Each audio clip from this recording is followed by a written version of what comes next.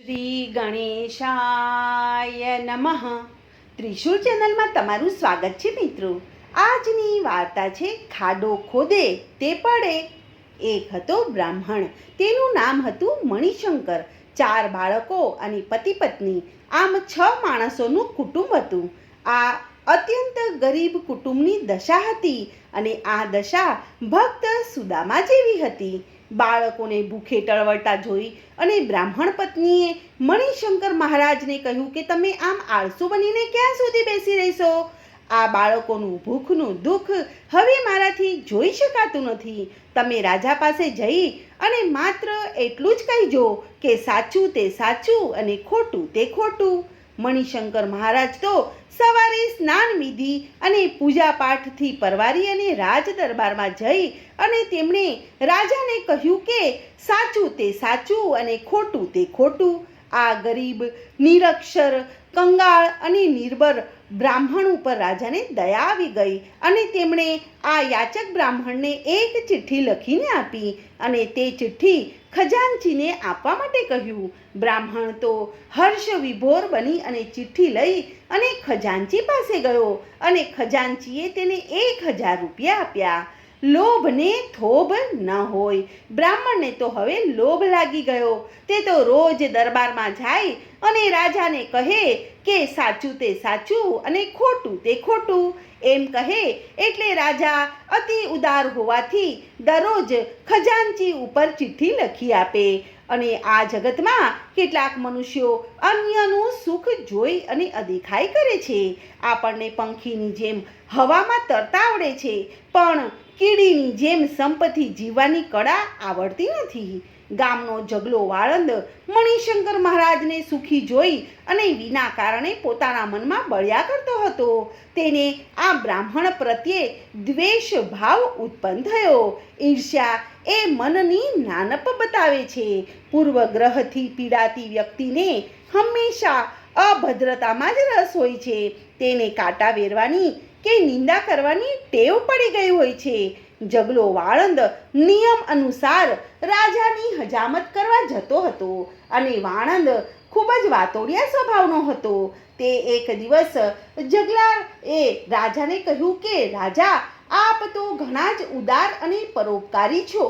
દાનથી ચડ્યા તો બીજો કોઈ ધર્મ નથી. પેલા બ્રાહ્મણને આપ દરરોજ 1000 રૂપિયા આપો છો, પણ તે તો સાવ મૂર્ખ છે, સાવ અભણ છે. બીજું કે આપનો આભાર માનવો તો બાજુ ઉપર રહ્યો અને તે તો એવું કહેતો હતો કે હું જ્યારે રાજા પાસે જઈને ઊભો રહું છું ત્યારે તેમનો પરસેવો ગંધાય છે અને તેમના મોઢામાંથી દુર્ગંધ આવે છે. હવે જ્યારે જઈશ ને ત્યારે મોઢા આગળ રૂમાલ રાખીને જઈશ. જગલાની આ વાત સાંભળીને રાજાને ખૂબ જ દુઃખ અને આશ્ચર્ય થયું. તેઓ કાંઈ બોલ્યા નહીં, પણ યોગ્ય શિક્ષા કરવાનો મોઢામાં મનમાં દ્રઢ નિશ્ચય કરી લીધો હતો. નારદ વેડા કરનાર આ જગલા વાળંદે મણિશંકર મહારાજ પાસે જઈને કહ્યું કે મહારાજ, આજે હું રાજાની હજામત કરવા ગયો હતો ને, તો તમે તો સમજો જ છો, વળી તમે જાણો છો કે રાજા, વાજા અને વાંદરા આ ત્રણેય સરખા હોય.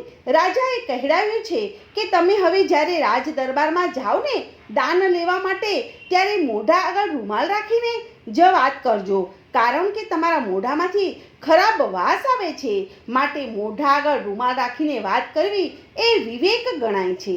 ભલા ભોળા મણિશંકર મહારાજે બીજે દિવસે મોઢા આગળ રૂમાલ રાખીને રાજા સમક્ષ જઈને કહ્યું કે સાચું તે સાચું અને ખોટું તે ખોટું. રાજાએ તો રોજના નિયમ અનુસાર તેને એક ચિઠ્ઠી લખીને આપી. ઈર્ષાળુ સ્વભાવના જગલા વાળંદને વધુ અદેખાઈ આવી ગઈ. તેને મનમાં થયું કે રાજાને કાન ભંભેરણી કરી પણ મારી બાજી ઊંધી વળી ગઈ. મણિશંકર મહારાજ તો ચિઠ્ઠી લઈને ચાલતા થયા. તરત જ જગલાએ તેમની પાસે જઈને વિનંતી કરી કે મહારાજ, મારા ઘરવાળા ખૂબ જ માંદા છે અને મારા ઉપર તમે દયા કરો. આજની ચિઠ્ઠી મને આપી દો તો હું મોટા ડાક્ટર પાસે તેની દવા કરાવી શકું.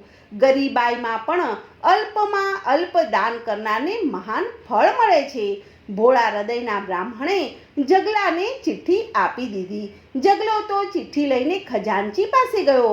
ખજાનચીએ ચિઠ્ઠી આપી અને ઇનામની રાહ જોઈને બેઠો હતો. જોત જોતામાં જેઠો ધાંજો ત્યાં આવી અને જગલાને કહે કે તારું મુંડન કરવાનું છે એવી મને આજ્ઞા થઈ છે. રાજાએ બ્રાહ્મણના મુખ આગળ રૂમાલ જોઈને ક્રોધ વેશમાં લખ્યું હતું કે આ ચિઠ્ઠી લઈને આવનારને મુંડન કરાવી અને મોઢા ઉપર મેષ ચોપડી અને અવળે ગધેડે બેસાડી અને ગામની બહાર મૂકી આવજો. કહેવાનું તાત્પર્ય એ છે કે જે માણસ બીજાની માટે ખાડો ખોદે છે તે જ ખાડામાં પોતે પડે છે. સત્યમેવ જયતે, સત્યનો હંમેશા જય થાય છે. વળતા દિવસે મણિશંકર મહારાજ સાચું તે સાચું અને ખોટું તે ખોટું આમ બોલીને રાજા પાસે ઊભા રહ્યા. રાજા તો આશ્ચર્યમાં ગરકાવ થઈ ગયો. બ્રાહ્મણને પૂછતા જણાવ્યું કે જગલાને પૈસાની ખૂબ જ જરૂર હતી, તેથી તે ગઈકાલની ચિઠ્ઠી મેં જગલા વાળંદને આપી દીધી હતી. વળી મુખ આગળ રૂમાલ ધરવાની વાત પણ તેણે જ મને કરી હતી.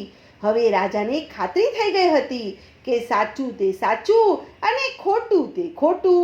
તે દિવસથી રાજાએ બ્રાહ્મણને દરરોજ 2000 રૂપિયા આપવાનો કાયમનો હુકમ કરી નાખ્યો. કહેવાનું તાત્પર્ય એ છે કે સત્યની સામે માણસ બરફ જેવો બની જાય છે અને અસત્યની સામે આગ જેવો બની જાય છે. તો મિત્રો, આજની આ વાર્તાને હું અહીં વિરામ આપું છું. કાલે ફરીથી આવીશ એક નવી વાર્તા સાથે. ત્યાં સુધી બધાને મારા જય શ્રી કૃષ્ણ. ધન્યવાદ.